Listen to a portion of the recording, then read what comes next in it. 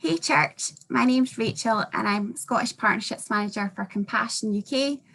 Compassion work with children and families who are living in extreme poverty around the world.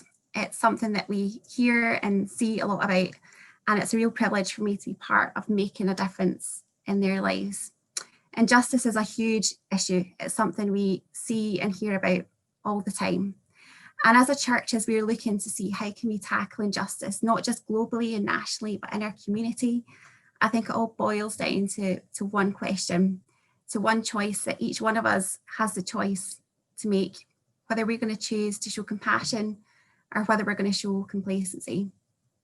I think we can become complacent when we decide that we're too busy to help, that it's somebody else's problem, that we're maybe not gifted or resourced enough to help, or we see the size and scale of the problem and believe that there's nothing that we can do to make any difference.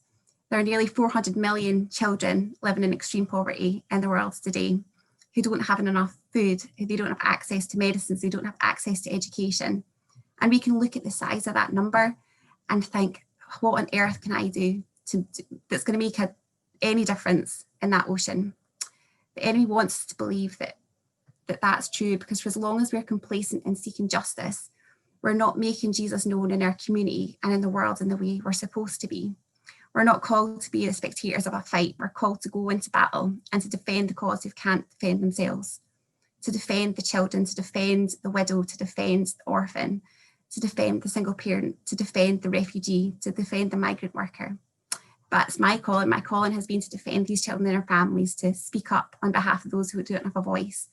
But it's a call for each one of us too, whether we're in ministry, whether we're whoever we are, as a call in each one of our lives as Christians, as followers of Jesus.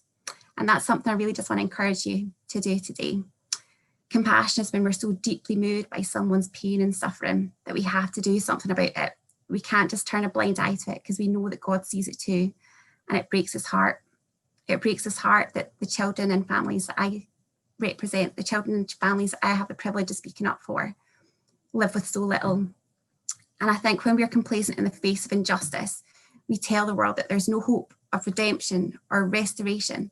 But when we choose to show compassion, we make it known to the world that we have a saviour who will one day make all things new, and that there's hope and there's redemption, restoration, no matter how dark or broken or messed up your life might seem.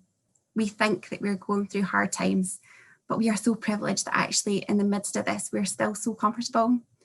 But there are those that are really suffering. There are those who need the church to stand up and come alongside them and lift them up out of the situations they're in.